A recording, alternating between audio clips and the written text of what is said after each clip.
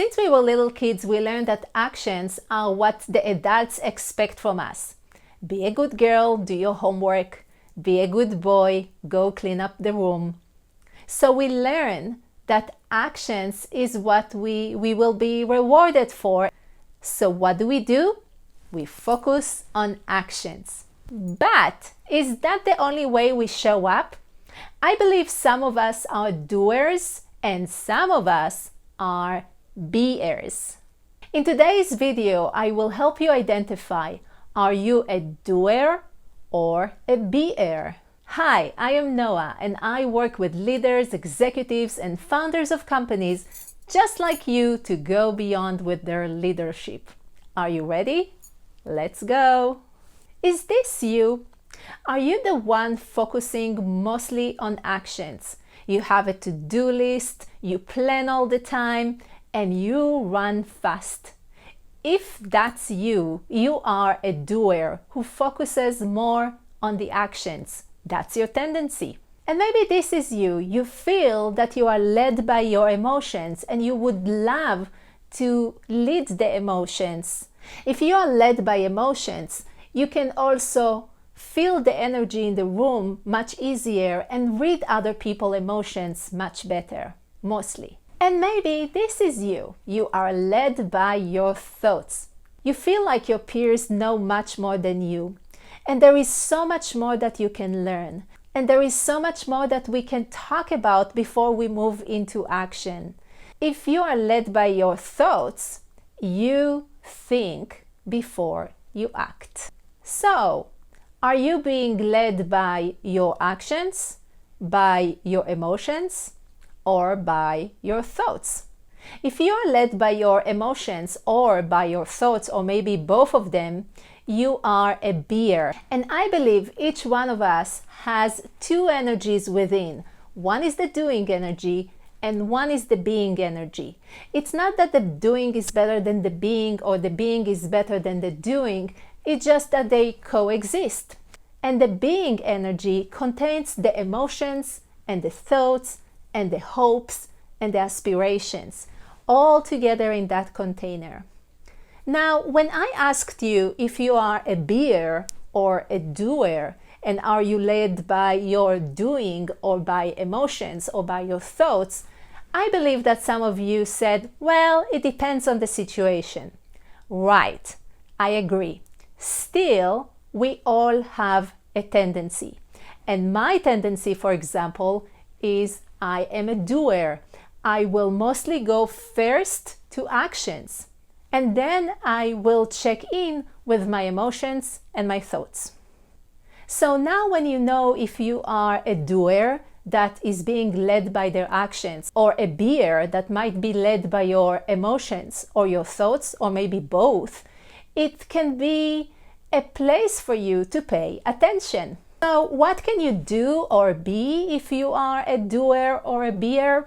If your tendency is to be more in the doing, it might be helpful for you to pay attention to the being of others. And if you're more of a BE-er, it might be important to understand that others need to move into action. So for example, if you're a doer, you like to run fast and you don't like when people slow you down. But being slowed down or even stopped might be a sign for you to pause and start asking questions. Start asking others, what are their concerns? What do they think about the process you try to lead or your vision? And collect those answers so you can move with your actions a bit differently. If you are a BE-er that is being led by their emotions, at times when you lead a process or a group of people, you might assume that they all feel exactly like you. This is your red flag to pause and ask yourself, is it really true? And how do you know that everyone will feel exactly the same like you? Have a conversation and see where they are. You will be surprised. And if you are a BE-er that comes from thoughts, you might like to stay in the thinking and in the learning as much as you can. Thinkers can frustrate people who want to move into action or wait on you to make a decision. So if you are a thinker, don't pause, but ask yourself this following question. With the information I already have, with the information I already gathered and researched and collected, what is the first step I can take? Also, it might be a good idea for thinkers to put next to them doers that will poke on the shoulder and move them from keep thinking into action. Remember, doing is not better than being, and being is not better than doing. We need those two energies to bring the best for our company and ourselves and our teams to thrive. Diversity can come in different ways. And to help your organization, your company, your team to thrive, make sure you have doers and beers with the emotions and the thoughts and the actions together to support each other. If you like this video and you would like to go beyond with your leadership, make sure to subscribe for more.